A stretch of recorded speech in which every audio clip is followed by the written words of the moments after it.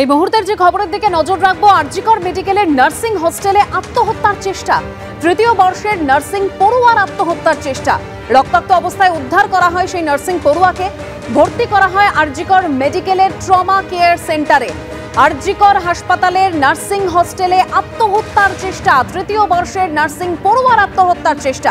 বিস্তারিত তথ্য জানবো ঠিক কি ঘটেছে আমাদের প্রতিনিধি সন্দীপ সরকারের কাছ থেকে। সন্দীপ, দেখো, আরজিকর মেডিকেল কলেজ হাসপাতালের ভেতরেই নার্সিং হস্টেলে গতকাল গভীর রাতে 1টা নাগাদ ঘটনাটি ঘটে।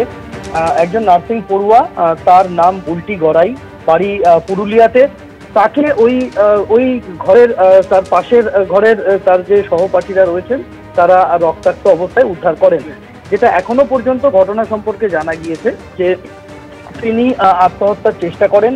কেন তিনি আত্মহত্যার চেষ্টা করেন, যে কারণ এখনো পর্যন্ত জানা গিয়েছে যে এই নার্সিং পড়ুয়ার সঙ্গে তার ঘরে তার যে রুমে তিনি থাকতেন সেই রুমমেটের বিবাদ হয়েছিল এবং সেই ঘরে আলো জ্বালানো নিয়ে, পড়াশোনার জন্য রাতে আলো জ্বালিয়ে রাখা নিয়ে বিবাদ, এবং সেই বিবাদের জেরে বেশ কিছুদিন ধরে অশান্তি চলছিল।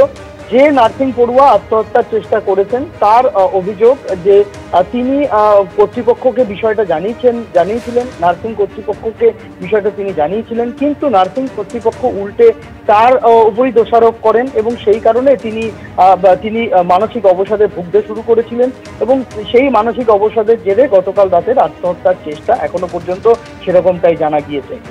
তাকে আরজিকর মেডিকেল কলেজ হাসপাতালেরই ট্রমা কেয়ার সেন্টারে ভর্তি করা হয়েছে, সেখানে তিনি চিকিৎসাধীন রয়েছে।